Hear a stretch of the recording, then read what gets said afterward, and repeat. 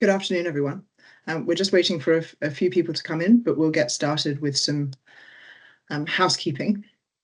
I'm Plum, CEO and founder of the Safer Air Project, and I'm so pleased you could join us today for our final webinar session for the year. Today, we're going to be exploring why safer shared air in schools is not just a health issue, it's a critical matter of accessibility, safety, and inclusion. There are many legal frameworks that ensure every child's right to a safe learning environment. And as we'll discuss today, that must include the air they share in the classroom. Before we begin, I'd like to acknowledge the traditional owners of the land on which we gather today. I'm joining from the land of the Darramaragal people, and I pay my respects to elders past, present, and emerging. Please feel free to say hi in the chat and share the traditional lands that you're joining from today. Or if you're not joining from Australia, share where you are joining from. Just a few quick housekeeping, and this is one I always forget. If you would like to enable closed captions, you can do so at the top of your screens by going to the three dots that say more and going to language and speech, and that will enable you to turn on live captions. The meeting is also being recorded. So if you need to jump out, please do so. It'll be up on our website in the next couple of days. So just for the format for today, we'll begin with a brief overview, followed by short introductions from each of our speakers, and then we'll dive into the panel discussion and finish with an audience Q&A. Please submit any questions using the Q&A button. Lots of instructions here. Using the Q&A button or the chat function. It is being moderated and we will get to those questions at the end. If we don't get to your question, please do send an email to info@saferairproject.com and we will come back to you. And finally, I'd like to thank our generous sponsors. A special thanks to our major sponsor, Camfil, and our supporting sponsors, Erlab USA and Sealy International. We're very grateful for your support in making this event possible, and indeed for the entire series. So without further ado, let's get started. Today, we're turning our attention to schools, the places where our children learn and teachers work, yet one where the air they share is too often overlooked. As I mentioned, there are many legal frameworks that enshrine every child's right to a safe learning environment. Internationally, this is upheld by the UN Convention on the Rights of the Child and human rights law, and in Australia by federal and state governments, the Human Rights Commission, and education providers. Schools also have a clear duty of care to provide a safe learning environment wherever that learning takes place. And of course, that includes excursions and on the transport to and from. We know that airborne viruses like influenza, RSV, COVID, and even measles spread through the air much like smoke. And just like smoke, they build up in poorly ventilated classrooms. For children with chronic health conditions, that can mean serious health consequences or even exclusion from school. For all children, repeated illness disrupts learning and increases the risk of longer-term impacts, such as long COVID.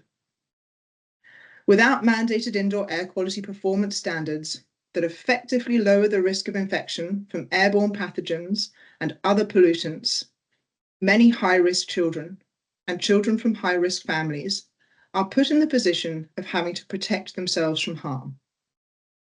Our Safer Shared Air report highlighted how children with chronic health conditions and disabilities are being excluded from education due to preventable airborne risks. It also showed that investing in air quality isn't just the right thing to do, it's the smart thing to do, because safer air supports healthier, more equitable, and more effective learning environments. Studies show that when air quality improves with better ventilation and lower CO2 levels, cognitive performance improves significantly, including faster response times and better decision making. In short, cleaner air helps children learn more effectively. And why wouldn't we want that for our children? Yet despite this evidence, many schools are still failing to act. Teachers are left to manage the ventilation through windows and doors and purifiers if they exist. And families like mine are supplying CO2 monitors, and children at higher risk are still masking without support, sometimes facing bullying or exclusion for doing so. And it should really just never be this way. So that's why we're here today, to understand what's working, what's missing, and what it will take to move from optional to expected when it comes to safer shared air in our classrooms. Our first guest today is Liesl McConchie. Liesl is an international expert in cognitive neuroscience and co-author of best-selling book Brain-Based Learning with Dr. Eric Jensen, and author of Building a Positive Math Identity, a Brain Science Approach. With over 25 years' experience in education, Liesl has a rich background in education that includes creating new schools, leading whole school reforms, delivering workshops to educators, and speaking at conferences. As a mother of 3 school-aged kids, Liesl has advocated for cleaner indoor air in schools to improve both health and cognition.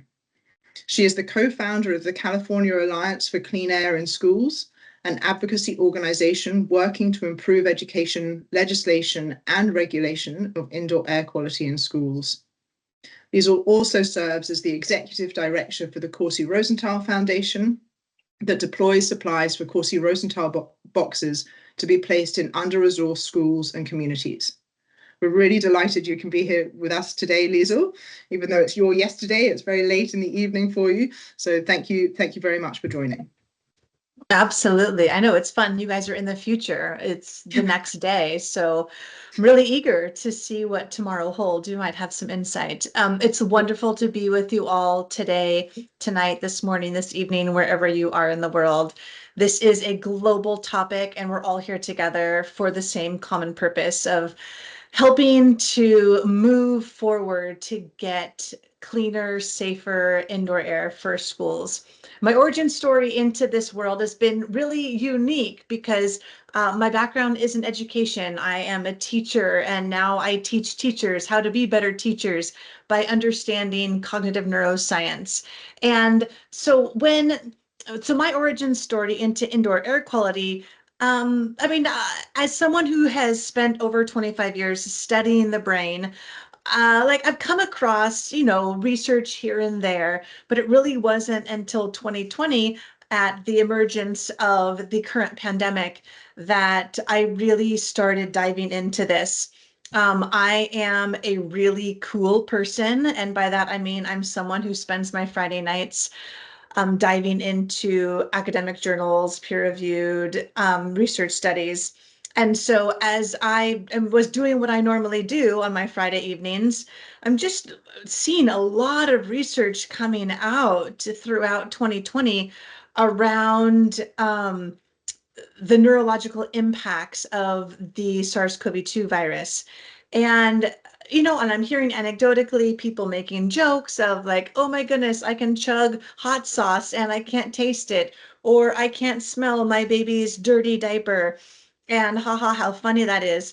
And me, from my framing of studying cognitive neuroscience, to me, that's like a red flag. And I was like, hold on a second. That means this virus is penetrating the blood-brain barrier.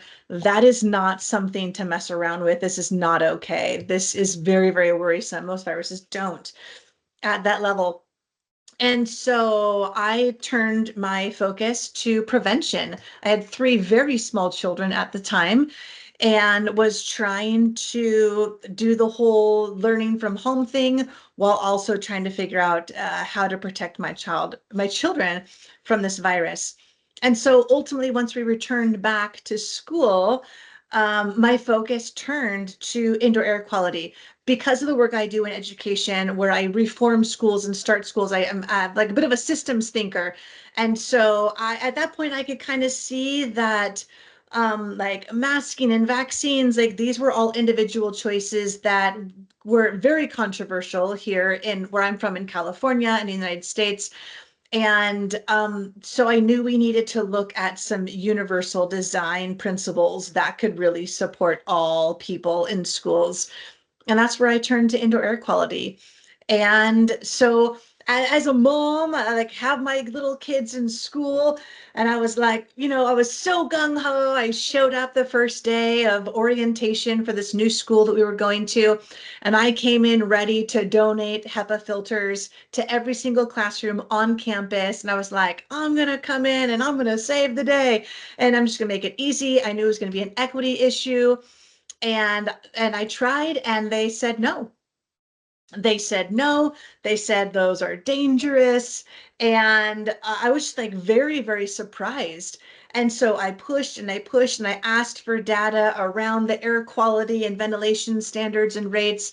And I was just like not given any kind of information. So then I just started gathering information on my own, the whole thing, like putting CO2 monitors in my kids' pockets. And then those were confiscated from my children. They were said they weren't allowed to have those. And so I'm sneaking in CO2 monitors, and I'm like trying to find data on air change rates. And with a background in mathematics, I really love diving into all of these numbers, and ultimately was able to get enough data to realize that there were a lot of things not happening at my children's school that, one, were legally required, and then two, were just good for the current situation.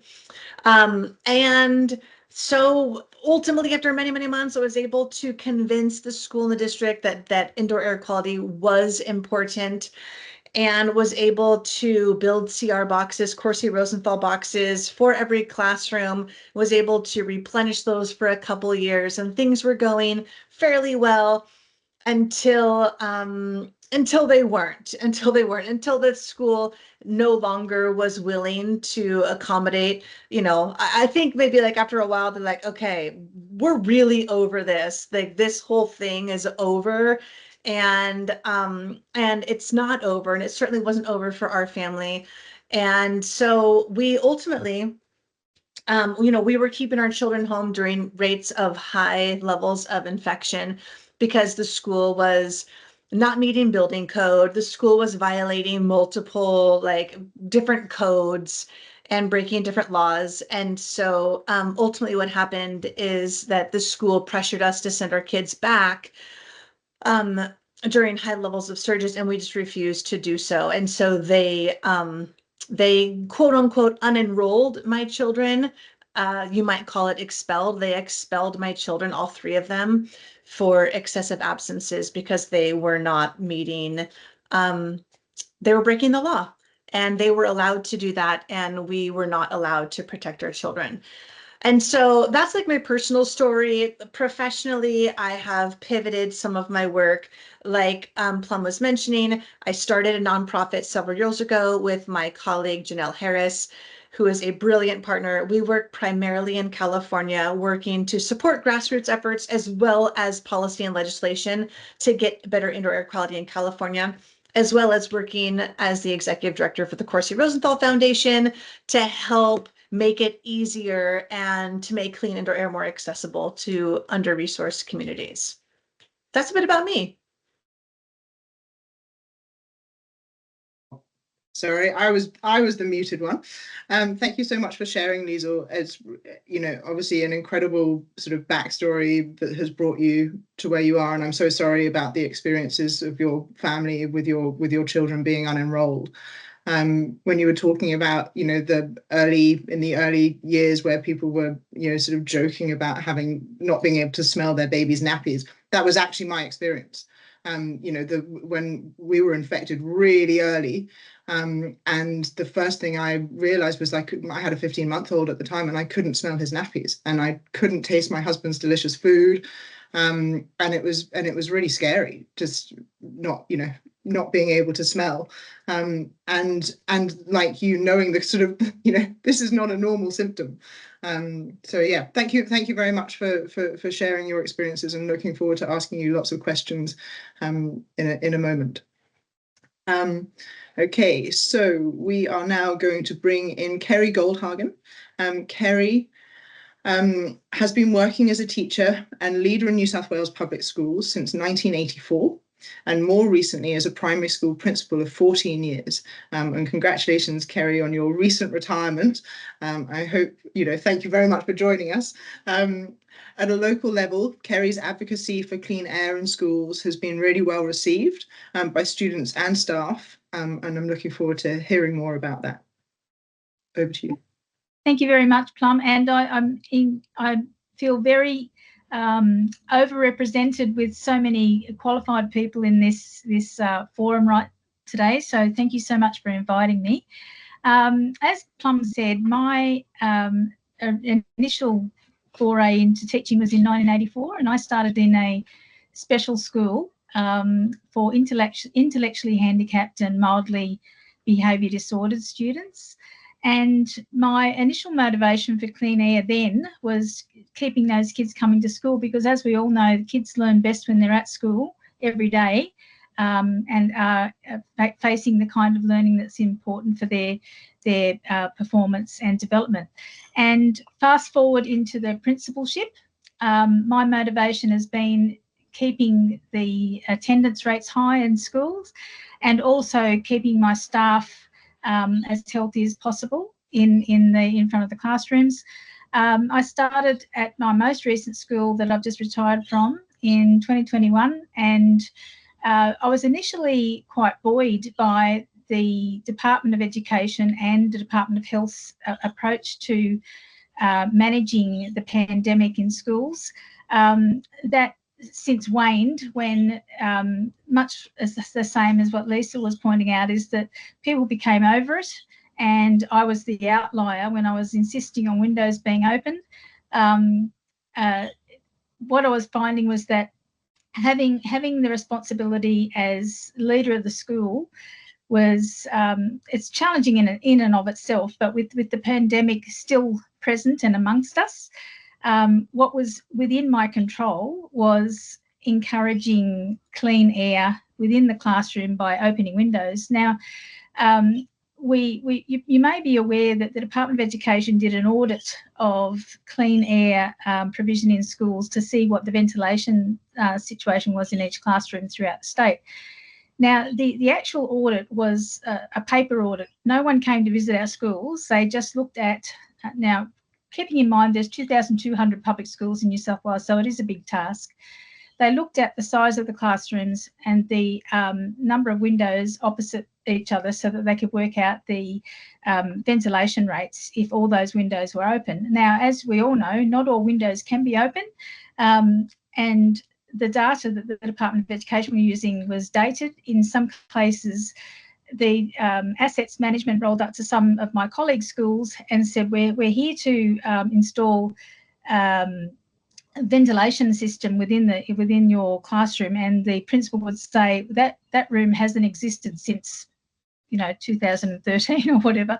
So there was a problem within that. What I found was that the department's response was to encourage as much as possible for all windows to be open all the time. Now, that's at the expense of the thermal comfort for schools. Now, since 1984, thermal comfort has not been a priority for the Department of Education for its employees or its students. So much so that it was you basically had to close the windows to put the air conditioning on so that you could either feel warm enough or cool enough. Now, that became a huge problem with the pandemic. We were encouraged on paper to have all the windows still open, still have your air conditioning on, but we all know that that's not going to be as effective as we'd like it to be. So my motivation was saying to kids and staff, we really want everyone at school absolutely every day, and the way we do that is to try and keep us as healthy as possible. And one of the other things around that was making sure that anyone who was sick and symptomatic was staying home until they were no longer showing symptoms. And I was supported by that with the Department of Education stance, and that is still the case today. However, the staff were on board, the kids were on board. It was parents, and I understand it, they're over it. They've got their lives to live, their work to get to. they found it extremely confronting that we were sending kids home, even though it was basically what was on Department of Education's suggestions about keeping us safe at school. It was really hard because we would call a parent and say, your little one has got a drippy nose and they really need to be at home until they feel better. And a parent would say, but I'm working. And we'd say, so are we. But I also feel for parents because they're being told by the department, well, by media, that the pandemic is over, even though it's not. And we all want it to be. But the point was that if we couldn't send the kids home, we can't ensure that the air that we're breathing is safe and healthy. One of the other things too was that having the why visited, one of the biggest premises of teaching is making sure that people understand why they're doing something. And I have my own little AeroNet CO2 monitor. So I decided to take it around to classrooms. I'm very good at annoying classrooms. They like to see me each day. And as soon as I was visiting, they would all jump up and open windows that weren't open in the first place. There was a year 5-6 class that in 2023 where I asked them to monitor the CO2 rates using my AeroNet 4. And it was a demountable classroom. They had all the windows open. They had the fans going, the air conditioning on all day. The only times where the CO2 levels were of an acceptable quality were straight after a break. So it was really eye-opening for those kids to see those numbers go up, even though they had all their windows open. Encouraging teachers to get outside, use the outdoors. Now, I was really fortunate because the school I worked in, we had so many lovely outdoor areas. We had outdoor classrooms and we were out there using those. All comes apart when it's raining or there's hazard reduction burning in the background and things like that. What I found most challenging was to encourage everybody to do what is within our control, and that was keeping the ventilation as good as possible. So that's where I'm at the moment. Well, it sounds like you've been doing a tremendous effort, and congratulations on everything that you've done. I think the hazard reduction burns is a really important point, and one that I look at frequently. When we have hazard reduction burns, the windows and the doors are shut, and then what are we left with? So yeah, really interesting point. Thank you so much, Kerry. Okay, we will move on to Michelle Sculler. Dr. Michelle Sculler is a paediatrician. I think Amy will bring her on. Michelle, do remember to share your slides. Michelle is a paediatrician, international health specialist, senior research fellow with expertise in health system strengthening, maternal, newborn and child health, and implementation research in the Asia Pacific region. Michelle also leads the paediatric component of a long COVID specialist clinic, providing evidence-informed care to children and adolescents with long COVID. Her primary focus in research and clinical practice is on the issues of health equity, improving child health outcomes, and quality care. Thank you so much for joining us today, Michelle. Thank you so much, Plum, and thank you, everyone. It's an absolute pleasure to be here. So I guess there's so much to talk about with this topic. It's a really important one. What I would like to, I guess, think about, though, is, why do we send our kids to school? What are we all hoping to achieve? Now, I hope you can see my slide there. So I'll get going on that in a second. But what do we want for our kids when they go to school? Of course, we send them partly because, we have to, because it's mandated. It's a lot easier to send our schools than it is necessarily to run a homeschool. And there's so much that we want for them when they're there. Of course, the academic foundations of reading and writing, so much more than that. The maths, physical exposure, music. There's so much that my kids learn at school that I simply cannot teach them. And there's all the social and emotional well-being aspects as well. So we want a lot for our kids at school. What we don't want, of course, is for their experience of school to negatively impact their health and well-being.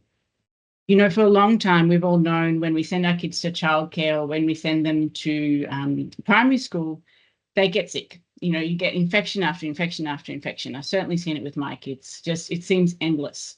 And for a long time, this has sort of been accepted as, you know, what has to be, that, you know, this builds the immune system. But in fact, that's not the case. There's a paper published recently, and the evidence for this has been building. There's a paper published recently in JAMA this year that shows each and every infection, including just standard respiratory infections, increase your risk.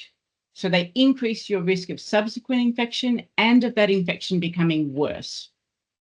So getting endless infections is not good for our immune systems. It's not good for our bodies. We also know that infections can increase your risk of chronic diseases later in life, including cancer, including MS. We know EBV can be a trigger for lots of these things. So infections are bad for us. So if there's something we can do, a simple measure to improve a child's environment, especially if it's a low-cost thing, there simply seems no reason why we would not do that. We know that cleaner air in schools reduces airborne transmission. Yes, opening the windows, but if you can't do that, then purifiers or the standard ventilation, you know, the HVAC system in the school. Reducing infections is better for children's health and well-being, and it's better for their concentration.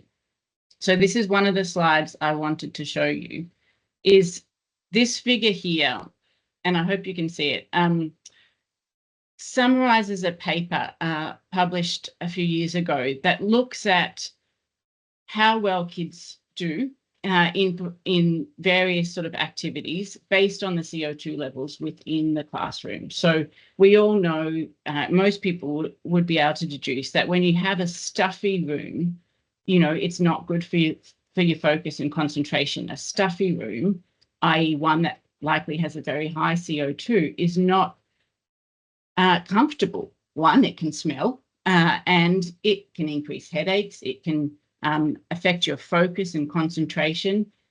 There's a study that is on the Harvard School's website, which is a very good resource, that shows that, in fact, increasing CO2 levels was very clearly correlating with a decreasing math scores when they assessed it by that parameter. And there's several studies that support this finding. Sorry, just before I go on to that. So it seems to really align with what we want for our kids in school. We want them to learn and we don't want them to get sick. So then what do we do about it? Well, there's simple measures to do that. As you've heard, there's opening windows, there's increasing the natural ventilation with fans, and then of course adding in purifiers. And we know too that this actually helps. A CDC study that was conducted a few years ago looked at, I think it was 140 or 160 schools around Georgia, primary schools. And it looked at schools that put in place HEPA filters, schools that did nothing, schools that improved the ventilation with fans and opening doors and windows, and schools that did both HEPA filtration and ventilation. And very clearly showed that those that had HEPA filtration purifiers reduced the rate of COVID infection by 41%. And they were just looking at one virus there. So we know that there are many airborne pathogens. There's COVID, there's flu, RSV, all of these things can be reduced by improving ventilation. So why wouldn't we want to? And we know, of course, and many people forget this, that COVID-19 infection is associated with a post-viral syndrome in long COVID. And that's an area that I specialise in. So I work for Clinic 19 as well as the Burnett Institute, and I run a clinic for children with long COVID. Many people think that long COVID doesn't affect kids, but it does. We see at around 3 months following infection that 15 to 23% of kids can have symptoms of long COVID. About 6 months later, it's about 10 to 15%. And at 12 months and 24 months, it's around 8 or 7%. So getting sick matters. We don't want kids to have this. And I know we're running out of time, so I'll just leave you with a couple of impressions of what it's like to have something like long COVID. Why does it matter? This is what kids have said. This is kind of summarizing words. for what children say about what it's like to have long COVID. It's an awful experience. They have many symptoms: brain fog, headache, dizziness, affects their sleep, their tummies, they're short of breath, they feel awful. And it massively impacts their quality of life. And the impact of this is that they can't get to school. So in our clinic, of the children that we see, 44% of them are attending school less than half the time. So this matters. Ventilation and clean air matters. And I will leave it at that. Thank you very much. Thanks, Michelle. Thanks for your incredible presentation and for all the work that you're doing, looking after these children living with long COVID. The symptoms really are debilitating. I'm living with them, and I wouldn't wish it on anybody, especially a child. So thank you, and thanks for sharing. I pulled up whilst you were talking a couple of the studies, the JAMA study. If you're happy for me to put them in the chat, I will do so. Otherwise, yeah, please do. Wonderful. Okay, I thank can you add very a few much. others in there for you if you like. Yeah, great, wonderful. Thank you. Okay. Next, we will hear from Professor Jeff Hanmer. Jeff is the Managing Director of ARINA and an Associate Director of the ARC-funded research centre Thrive. For the last 5 years, he has been researching the impact of indoor air quality on the spread of pathogens. He is on the advisory board of the NHMRC CRE, it's a lot of big acronym, on epidemic response, Breathe, with Professor Rainer McIntyre, and is a member of the ICC Pandemic Task Force. His articles have been published in refereed journals, the SMH, the AFR, the Australian, the Canberra Times, and The Conversation, and he is regularly seen and heard on TV and radio. Jeff, I share one of your conversation pieces on indoor air quality in schools frequently, so I will put that in the chat whilst you're talking. Thanks, Plum. Great to be with you all. The other thing I should say is I'm an architect, so I came to this as an architect originally trying to find out why people were getting infected in such profusion in aged care facilities in Victoria in the second wave of infection, COVID infection in Melbourne. And what I realised was that these were naturally ventilated buildings, as most schools in Australia are. Over 98% of schools in New South Wales are naturally ventilated.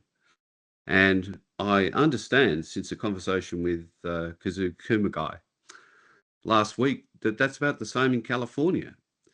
And I'm trying to find out what the situation is in other parts of the world.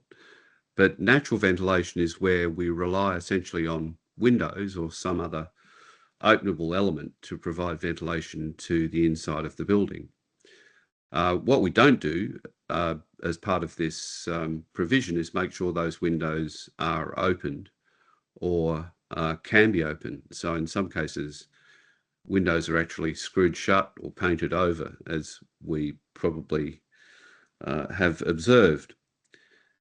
This whole thing has a long history. So Max von Pettenkofer in 1858 had noted an association between ventilation and health, which he eventually ended up associating with CO2 as a proxy for the Sorry to jump in, Jeff. Will you let me know when you want your slides turned on? Sure. Just in a sec. Okay, that's fine. Right. So I'll make a quick promise, Plum. So this means that we've known about the link between ventilation and health for a long time.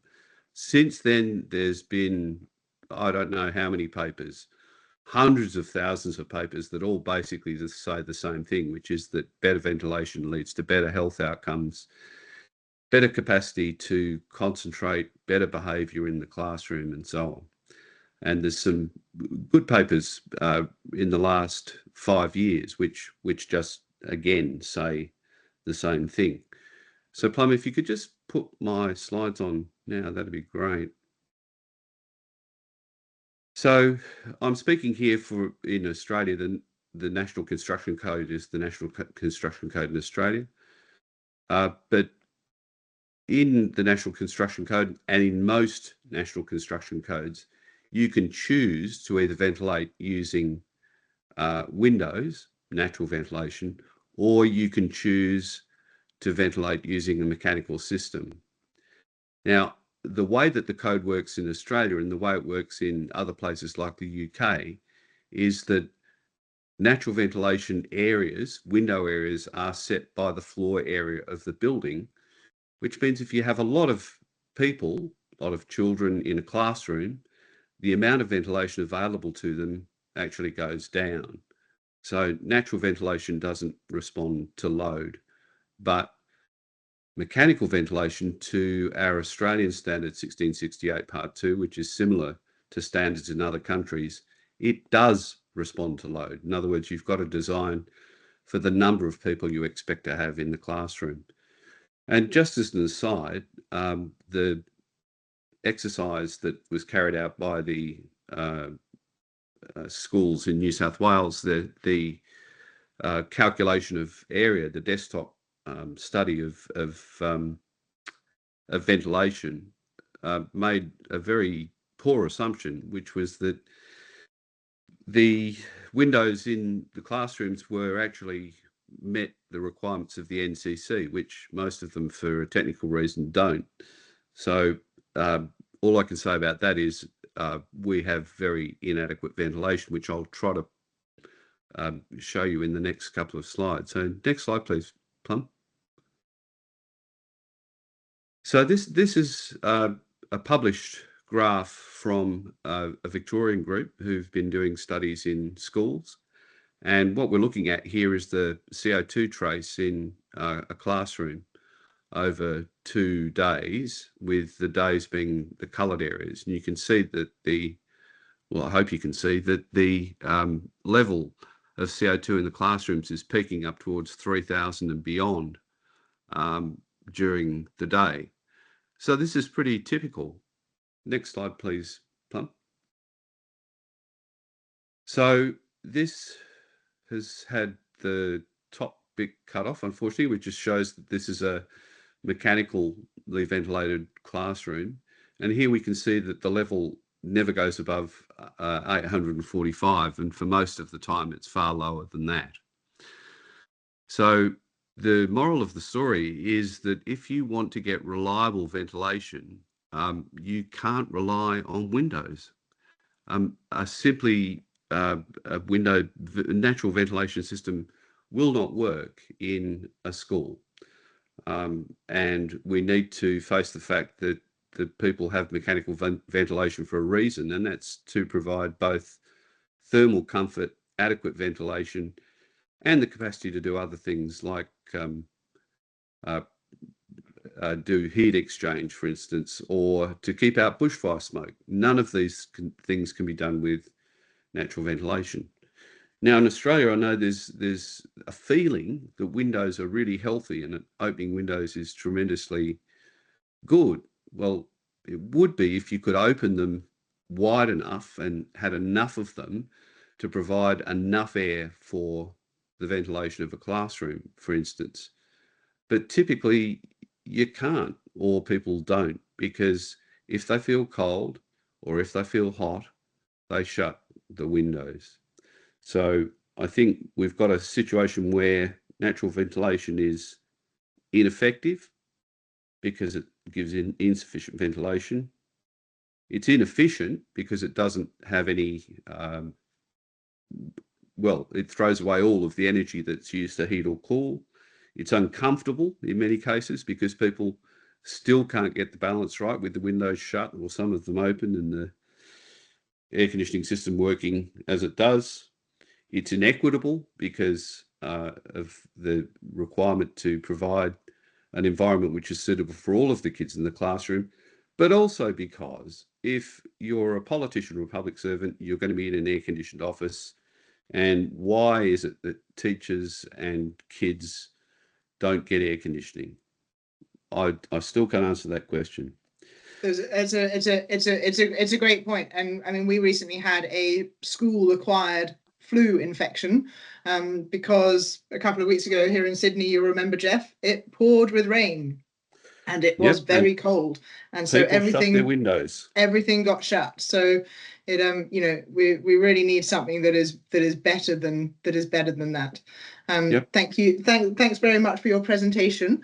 We'll get You're more into the welcome, data, and I think that Kevin is going to share some similar data from Scotland. So next up, we will bring on Kevin Browne-MacLeod. He is a senior leader with over 20 years experience across the public, private and voluntary sectors, a specialist in human rights.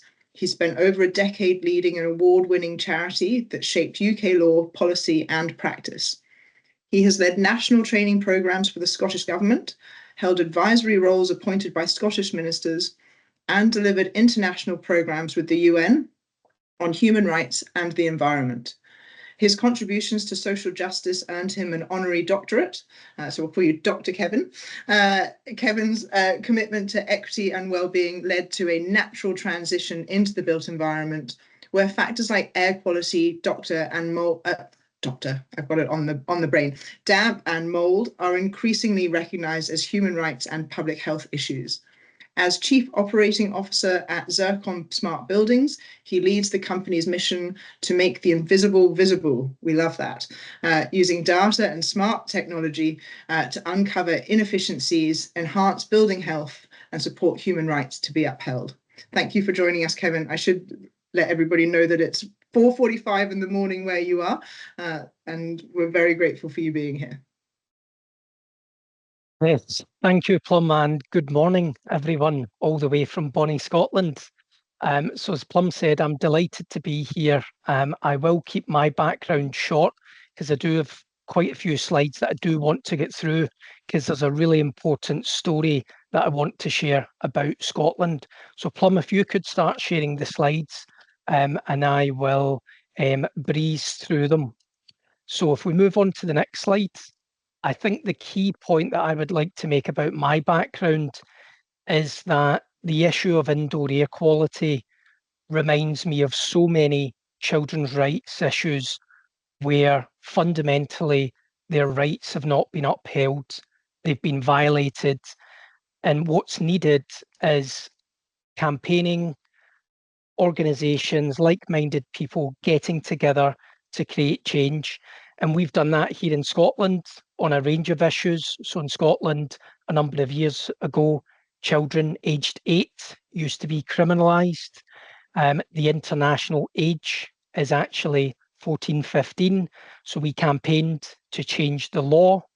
In care settings, when brothers and sisters went into care, they were automatically separated. Simply because they didn't have enough foster homes.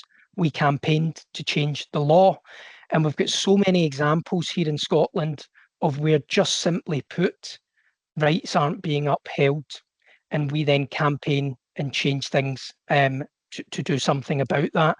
I became really interested in this issue when I heard about 2 really high profile deaths of children, Ella aged 8 and Awab aged 2, who died prematurely, and their deaths were linked to poor indoor air quality, damp and mould.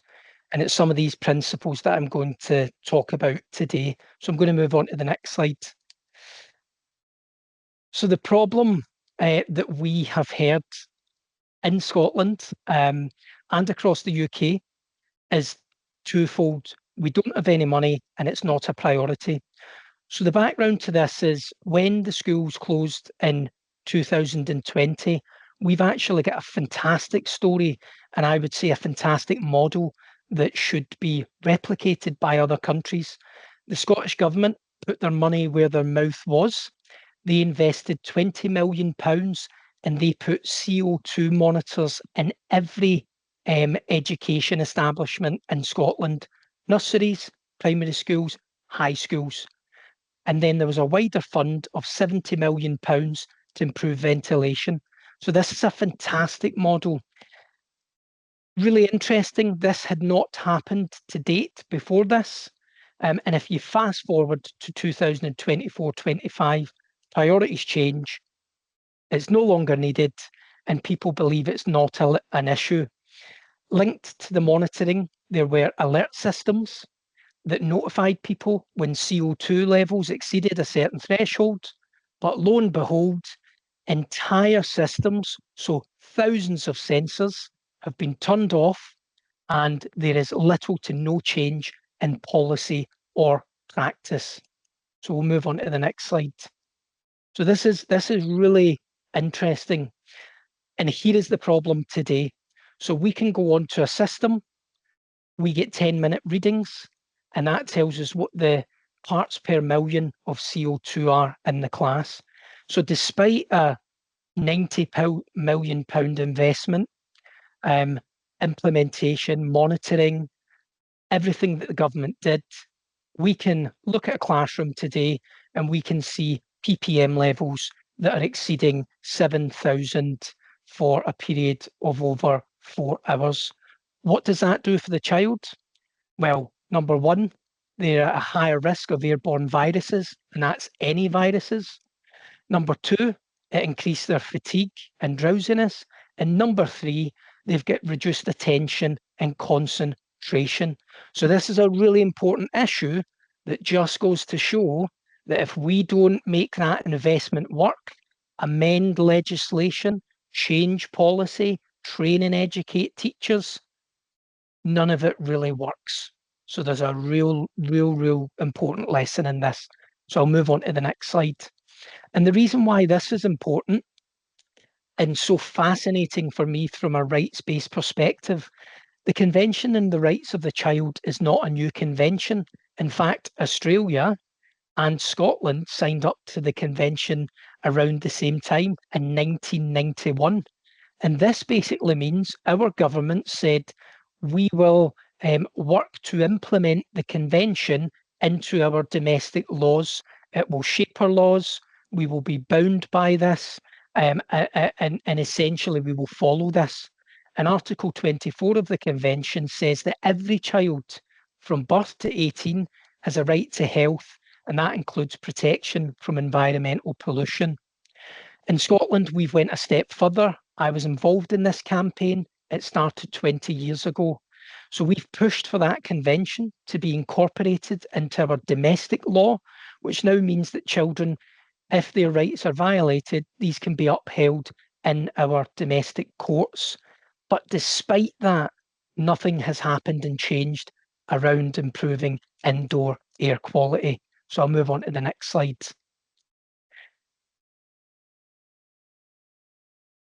This is an example of the sensor deployment. So fascinating, every classroom, a granular level, every nursery. So install the sensors, get them online, and within 10 minutes, you get the data. So there's a huge infrastructure that's there. But interestingly, I'll move on to the next slide, Plum. The sensors didn't just tell us about CO2, sorry. The sensors, what the research found connected to this is that huge data set, which is hundreds of thousands, millions, was linked to the government, and consultants looked at that, and they essentially found some key areas. So one, that we need to monitor indoor air quality and it should be ongoing. Two, that we should adapt class sizes to reduce the levels of CO2, because every single year class sizes are getting bigger. Three, teachers need to be educated. We should be managing occupancy at peak times. So for exams, when we put hundreds of children in the same room, what happens to the CO2 levels? It goes up and up. And then there should be practical changes such as opening windows and doors. However, the key finding was that mechanical ventilation overall leads to better indoor air quality. The other finding, and on to the next slide, is something that was really by discovery. So when I think of this, I think of the Sir Alexander Fleming, who has been identified as inventing penicillin, but he had the humility to simply say, I didn't invent it, I discovered it. And I want to tell you a little bit about the discovery piece of the CO2 monitors. So on to the next slide, Plum. The CO2 monitors didn't just monitor CO2 levels. They also identified temperature. And what we could see is that entire buildings across Scotland, up and down the country, are being overheated or overcooled. So this means that we are producing energy, so spending money, and we're also producing carbon unnecessarily.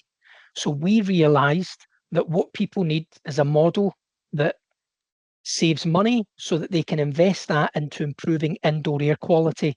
Because if we only ever talk about people should monitor this, but there's no financial model behind it, it just, in a very simple way, creates another problem. So on to the next slide, Plum.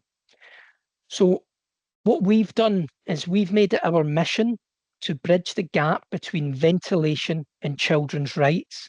Zircon are experts in ventilation, and when the COVID-19 pop-up test centres were built across the UK, Zircon created the ventilation systems and installed them in these buildings so that we could go in and get our tests.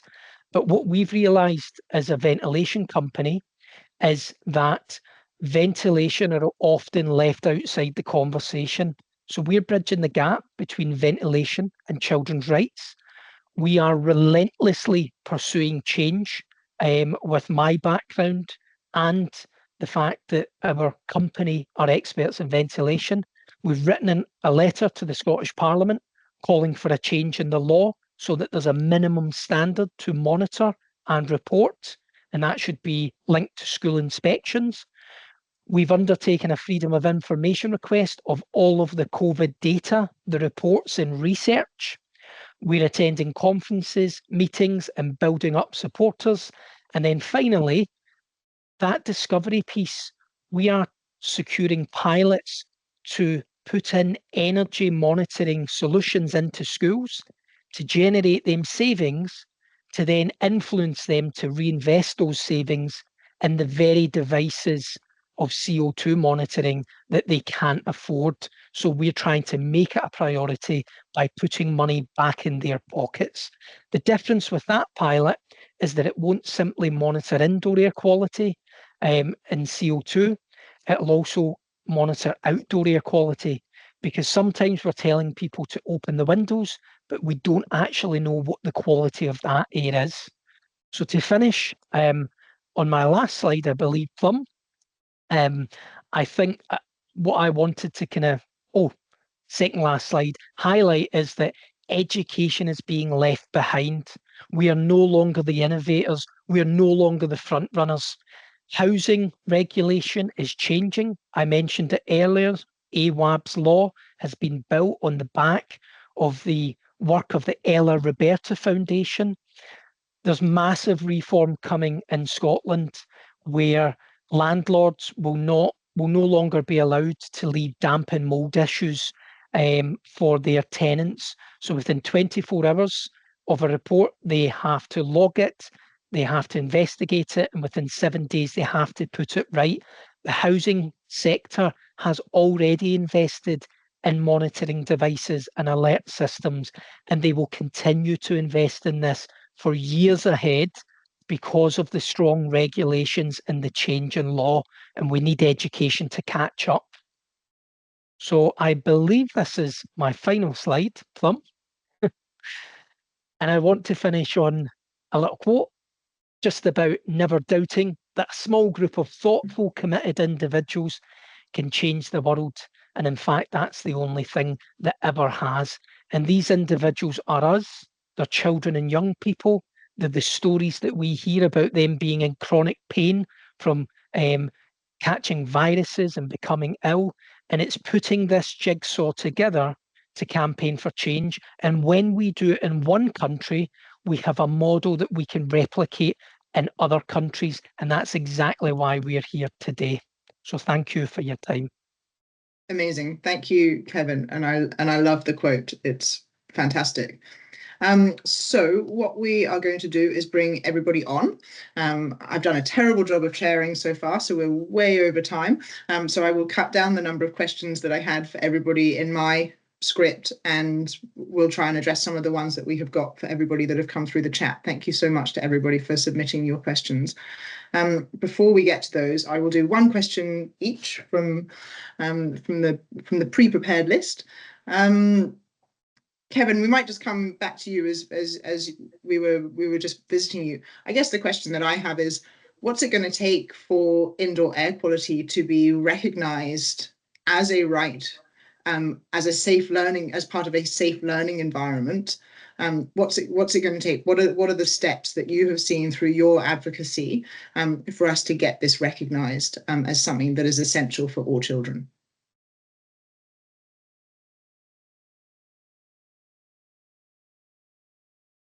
Are you able to unmute? Kevin? Oh, sorry, Plum. I thought that was directed at the other panelists because I was just speaking. That was for you. Sorry. Yeah. Okay. Lovely. No, that's perfect. Thank you. I think that we've got a great children's rights framework.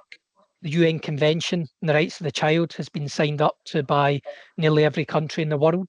It's been ratified by most. I think that we need to start bridging the science with children's rights. There is enough evidence and data there, and it is time to get this on the policy agenda. So I think it's using the grassroots principles of advocacy and campaigning as a platform. Definitely that rights-based framework should be the leading argument, underpinned by the academia, the research evidence, and then those with lived experience of this very issue. Yeah, fantastic. And I guess on to Michelle, just to sort of follow that up. What are the risks if we don't do that? You know, what are the risks for our children if airborne infection continues to be treated as a personal or family responsibility rather than something that children have a right to not be exposed to? Yeah, well, I mean, I think there's a few. One of the things that, sorry, excuse me, with my croaky throat, that really comes to mind is that nothing changes. You know, if it continues to be a personal responsibility and not a school or a community one, then nothing changes, and we continue with the status quo. And we know that the status quo currently is increasing inequity and disadvantaging people, and particularly for children with long COVID and chronic fatigue, it means that their health issue is being used or as a reason for exclusion. So children with these conditions need to know that when they come to school, they are in a safe environment. If they go to school and they risk getting another infection, then they're going to be down and out for another week or another couple of weeks. You saw from that slide that many of them are struggling to get to school. They want to get to school. There's this perception sometimes that kids with these chronic health conditions just need to get up and try harder, or that they just need to, you know, go for a walk, or, you know, get up earlier in the morning and stop being so tired and just go and try. These kids are the most resilient and phenomenal children that I've met in my clinical practice. I mean, they are bearing so much stigma. There's so many studies that show this now. They bear stigma, they bear the judgment of others about what is going on for them, because what they have is invisible. It's not seen. It's not like we would say it's okay that vision or hearing impairment is a reason for exclusion. So why should children who are unwell because of an infection, the consequences of an infection, why should that be reason to exclude them? We need to change our perception and attitude towards that, and not see that as something that is a family's responsibility to get them to school. It is also a school's responsibility to make that environment a safe and inclusive place for them to be able to get there. You know, simple things like I write lift passes sometimes for kids in clinic. I have to literally give them a letter that says, "Dear school, I'm a pediatrician. This child needs to be able to use the lift. Thanks." So that they don't have to walk up the 3 flights to get to their class. And I think those barriers are just not necessary. That's something that the school wellbeing team could do and understand and be proactive about why did the family have to make an appointment and advocate, and then the time lag in all of that. There's several examples like that. So I think if it remains a family's responsibility, then inequity increases. Yeah. Things won't change, and we will continue to disadvantage children and hold them at bay because of something that is not their fault. They are physically unwell. Yeah, thank you. I mean, I think it's such an important point. And, why are we using the resources to have to go to a pediatrician when the school could actually just make that, proactively make that decision themselves? For us, when we were advocating for my children to have air purifiers in their classroom, it was it was a very long process, but it was when we eventually started talking about it as an accessibility issue. And I used the phrase with our principal, if my child was in a wheelchair, or if my child was deaf, the school and all the activities would be made accessible. Just because you can't see it, it doesn't make it any less real. And that was the moment that the principal changed and started becoming more welcoming of the things that we were asking for. So yeah, thank you very much for sharing. Kerry, I guess as a long time teacher and a principal, I'm sure you have seen it all. What are the impacts that you've seen on children's health and learning and inclusion in particular, when classroom air isn't safe? Have you seen the challenges that we've been talking about for our kids in your schools? Yeah, the biggest impact has been on student attendance. The department were very proactive early on, and still to this day, in collecting the evidence around the impact that the pandemic has had on student attendance. It is irrefutable that there's a correlation between the start of the pandemic and now, that the ongoing impact on attendance is quite significant. The increase in sickness. So anecdotally, when I'm at the school gate talking with parents, a common conversation is, oh, little Johnny is sick again. He's got such and such. I've never known us to be this sick for so long. One thing after another. So the impact on their health is quite profound. From an inclusion point of view, one of the Department of Education's paperwork suggestions is to make sure that we're really pulling out all stops to look after those kids who are at risk. And my philosophy around that is they are all at risk. Every single one of these children are at risk of further health issues, cognitive issues, attendance issues. And what I've found is that kids who were the ones that were more likely to be sick pre-pandemic are being hit with everything while the pandemic's on. So those conversations are important at the school gate. I just want to clarify something here, is that, remember what I said before, that telling the why are we doing things is really important from a teaching perspective. The Department of Education and the government, they all know the why. They absolutely know, and they currently don't have to care. We have to do something that actually forces their hand, be it from your perspective, Plum, when you say, hey, from a disability or from a discrimination point of view, you need to be looking after my kids. Because at the moment, the Department of Education, their hands are tied because of cost. And they know that it's absolutely going to cost a mozza to do anything about it, but they need the heat. They need to, what do you call it, put the heat to their heel to say, you've got to do something. And until they have that happening, nothing's going to change. So they've got the data. Yeah. They absolutely have it. And there are outliers like me. And sadly, I don't know of another principal, even close friends of mine, who have been so strongly advocating for clean air in schools up until now, because people just want it to go away. And Yeah. There was a really interesting study that was published last week from Gumbok in the UAE, which basically, and Amy might put it in the chat, I know we shared it on our social channels in the last couple of days, but basically showed that you really need school management buy-in to do this. So having a principal that is 100% committed to clean air is the most important factor in making indoor air in the classroom safer. So, you know, thank you for your leadership in this area, Kerry. Can I Liesl. say something just on that? Yep. Sorry. Yep.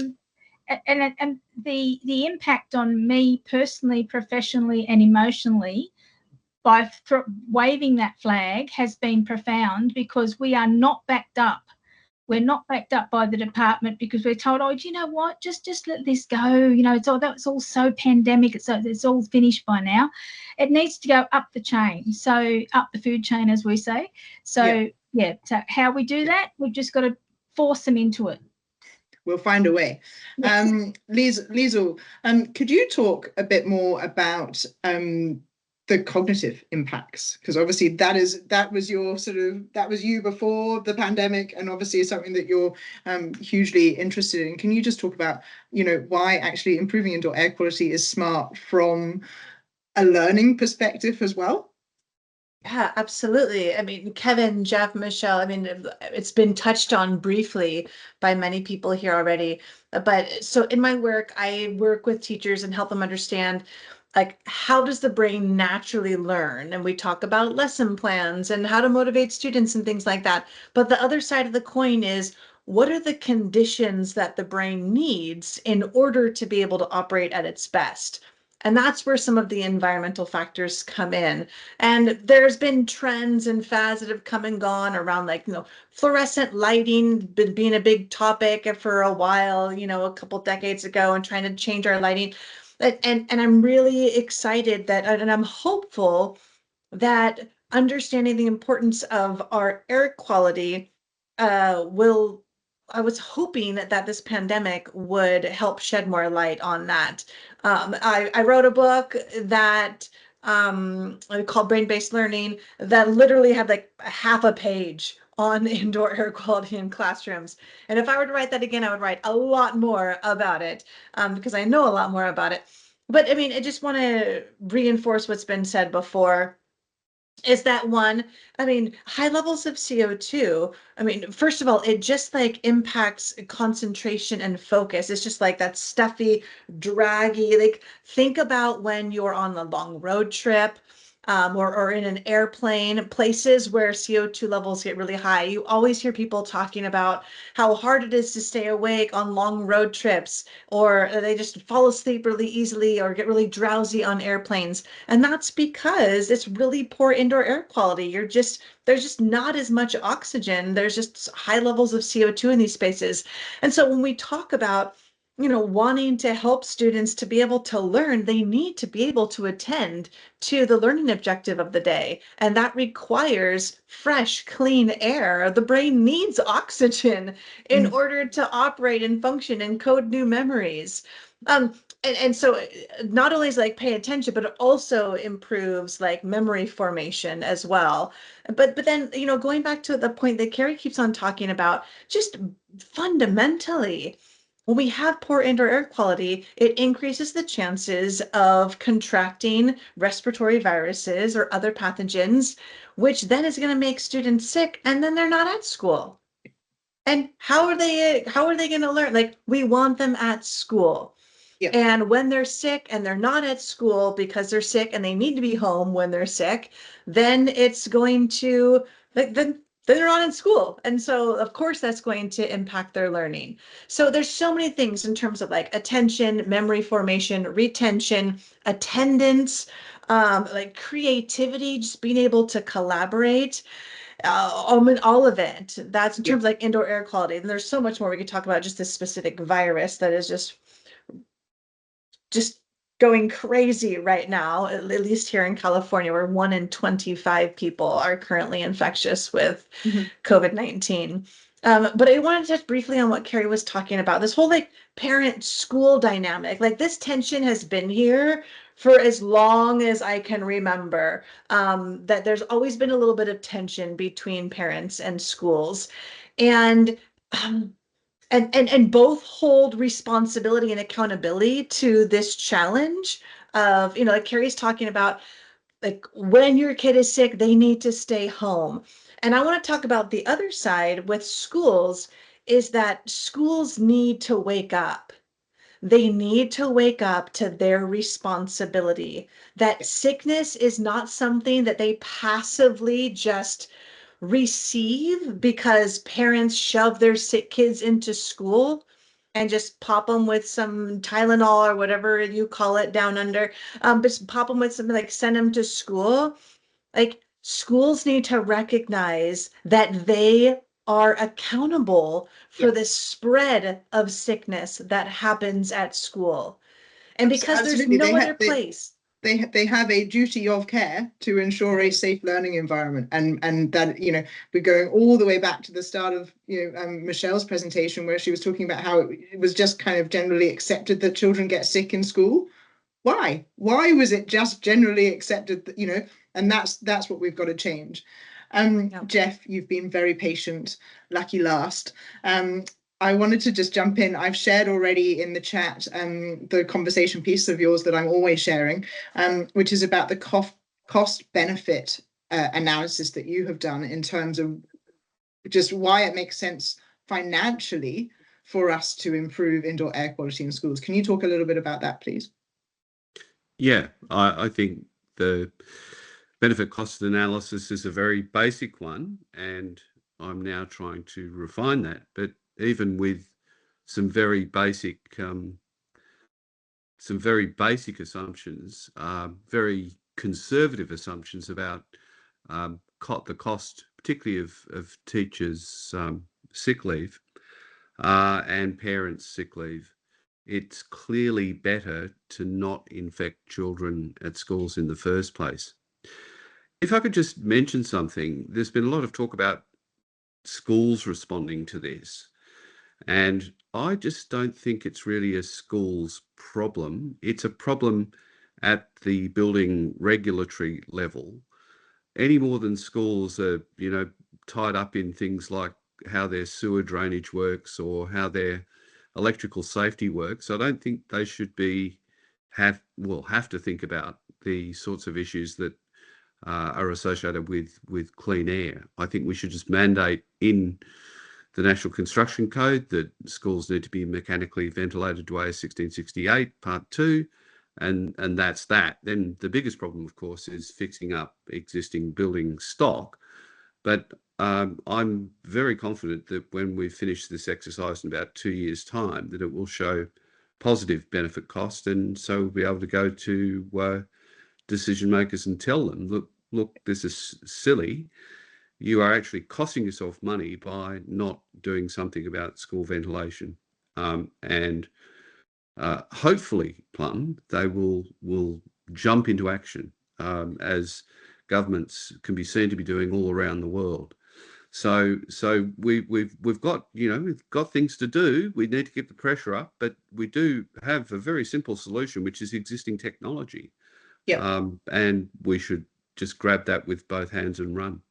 Yeah, fantastic. I think, definitely having the return on investment analysis is really important, because obviously that helps drive decision makers. The cost of inaction is what is really critical here. What is the cost for children, for teachers, for communities more broadly of not acting on this, and what is the cost from a rights perspective? Now I've got 13 minutes left. I've got a ton of questions in the chat, and I've also got more on mine. So I'm going to really hold you to 1 minute only answers, and see if we can get through a few more. Kevin, I'm going to come back to you.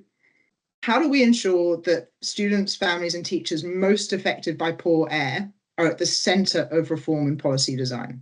That's obviously what we're trying to do at Safer Air Project, is, sort of elevate the voices of patients. But how do you think that we can do that in this particular area? Sorry. Question, 1 minute. Yeah, 1 minute. Yep. Great question, 1 minute. I think that there are enough established groups. Michelle mentioned them earlier. So here in Scotland, we have long COVID kids. So various groups, when anything, happens to a particular group of people, usually they collectively come together, and they want change themselves. So I think it's about tapping into the existing networks that exist, and join them alongside the that framework that we know about in terms of policy, government discussions, consultations, and we put them at the centre of that. It's quite simple. Yeah, fantastic. And Long COVID Kids is a fantastic charity. We've been paying a lot of attention to their work for a long time. They're doing really incredible work. Michelle, what should education departments and inclusion teams be doing to support children with disabilities and chronic health conditions more broadly?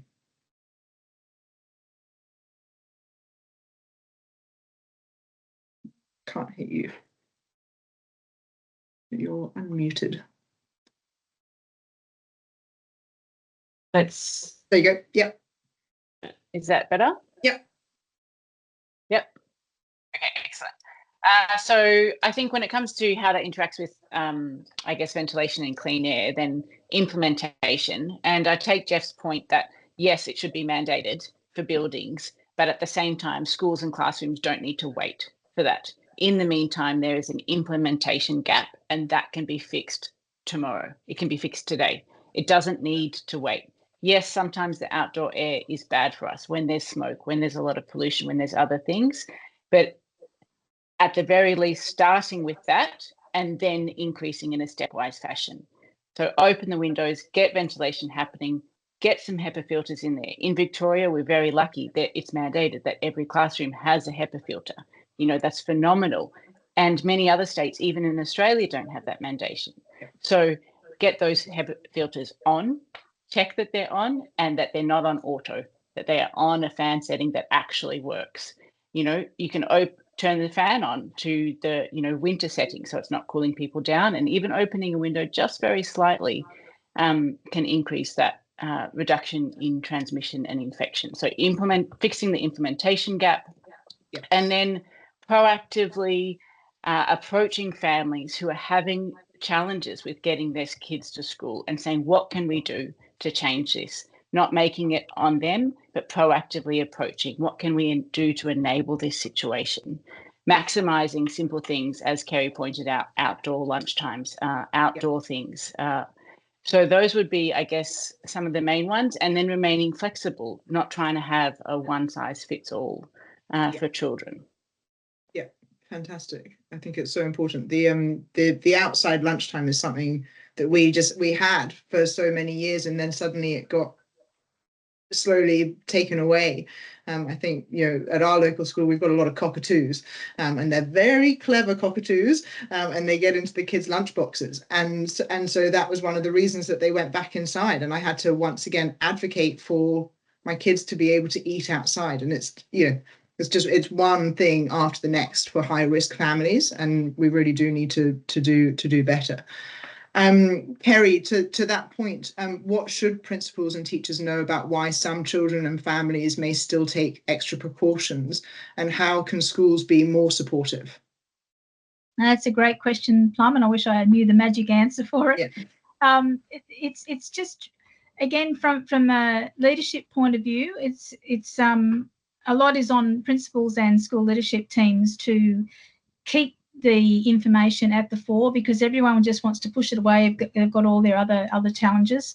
But for those little kids who are still wanting to mask, demonstrating that, and I didn't up until retirement. I wore my mask at work every day. I was in classrooms or indoors at all, and encourage those kids who are still wanting to wear their mask to the point where if they see it, they will do it. And pulling them aside and saying it's really good that you're still going with that. That some of the kids' families who I knew were more risk of infections was starting to wane towards the end of my career. But just encouraging them, going up and saying, look, it's really good that you're trying that. Simple things like Michelle was saying, that it's not a one size fits all. It's also what is within our control. Ideally, in an ideal world, I want Jeff organising everyone's clean air in schools and have that happen tomorrow.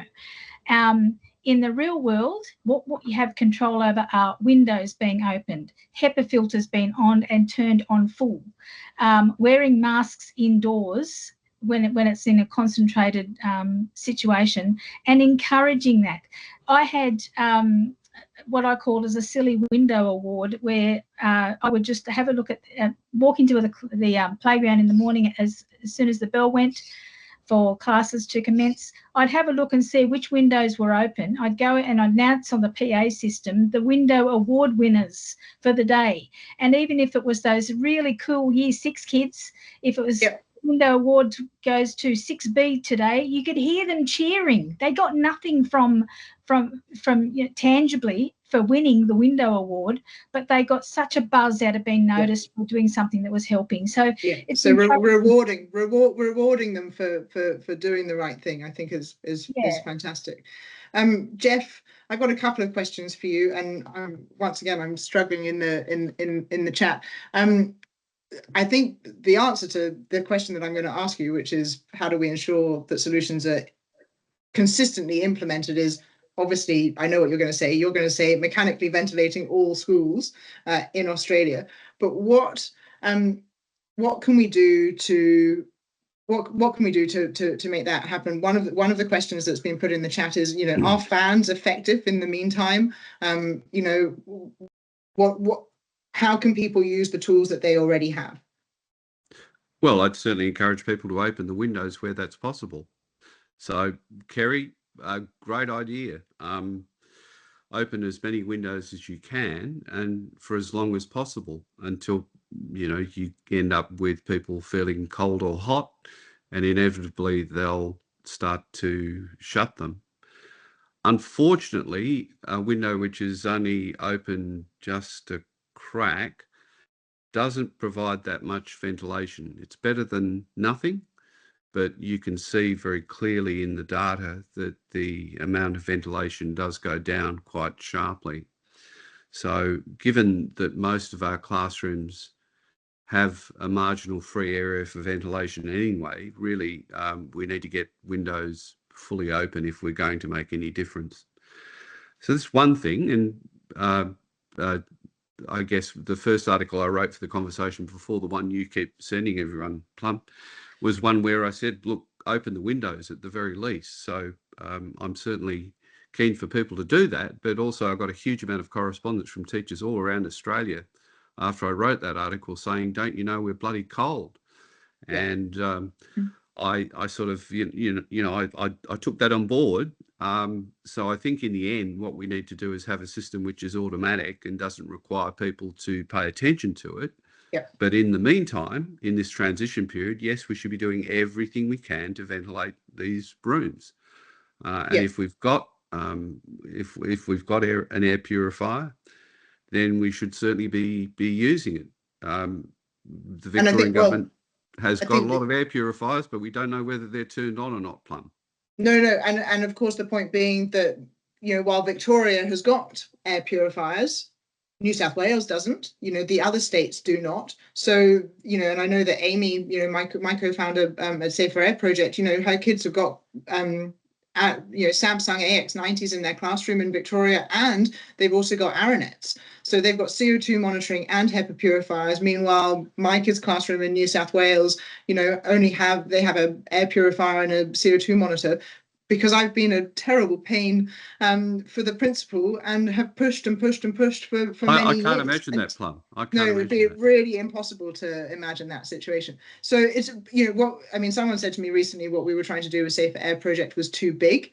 And I literally said that the reason behind pushing for a mandated national indoor air quality standard was so that I didn't have to have this conversation individually, year on year, with one classroom at a time. It's not going to get us anywhere. What we need is a national standard that everybody has to work towards. and that's the, you know, and we need and an enforcement mechanism as well. yeah, So and there's no good having a national standard which nobody enforces. So yeah. we need something, a mechanism to do this. And again, I don't think that should depend on the schools. It should be something which is done in the same way as fire systems and other systems in buildings are checked and maintained, so that somebody else has the responsibility of doing that. Absolutely, and it comes back to the point with Kevin around the UN Convention on the Rights of the Child. You know, there is a higher framework that pushes the need for all of this. Now we are at 2:28, and I'm very, very conscious of ensuring that I let everybody go, especially Kevin, who has got up so early. And it's, well, your day is about to start, and also Liesel's day is about to end in California. So thank you very much to everyone. And special thanks to all of you, especially those of you who have, it's late at night and early in the morning, but also, you know, Jeff, Kerry and Michelle for, you know, being here in the middle of the day. For me, the clear takeaways are, you know, obviously that indoor air quality is an inclusion issue. It's not just a health issue. Poor air is excluding children with existing chronic health conditions, children from high-risk families, children without, you know, pre-existing health conditions who may develop infections. From the data shared by Kevin and Jeff, I love the fact that you were both at opposite ends of the world, opposite sides of the world, and you both had the same data and the same message, which is we can do better. Mechanically ventilating all schools is the approach. It takes out the human element. It means that we don't have to worry about the ambient air outside and natural ventilation, too hot, too cold, too smoky, too windy, too rainy. You know, all of these things that, you know, just immediately make natural ventilation impossible. I think one of the things that's also really clear from this conversation is we already have the tools. You know, we can mechanically ventilate it if we want to. We just actually have to want to. And again, just looking at some of the notes, you know, that inaction has real costs, and we need to start seeing the costs for our children and for our teachers, and start weighing up, you know, are we really okay with that?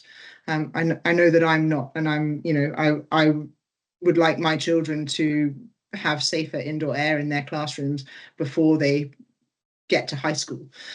So we don't have much time, so let's get organized. To our audience, thank you so much for taking the time to join us today. Your support means a lot. This is the third of these Safer Shared Air webinars this year, and we've really enjoyed them, and we've really welcomed, you know, everybody joining us, and I hope that you found them useful. If you have enjoyed this webinar and the others in the series, please consider supporting our work. We're currently fundraising to get to the UN in a couple of weeks' time, and would certainly welcome your support.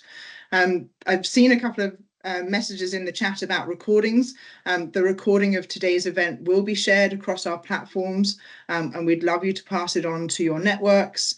And a final thanks to our generous sponsors, especially our major sponsor, Camphil, and supporting sponsors ERLAB USA and Sealy International. If your organization is interested in supporting our work, please do get in touch. We'd love to hear from you. And Amy, I know that people have been putting things in the chat, so please click on them so that you have access to them before we close, to learn more about our programs and how you can get involved. So that's all for today.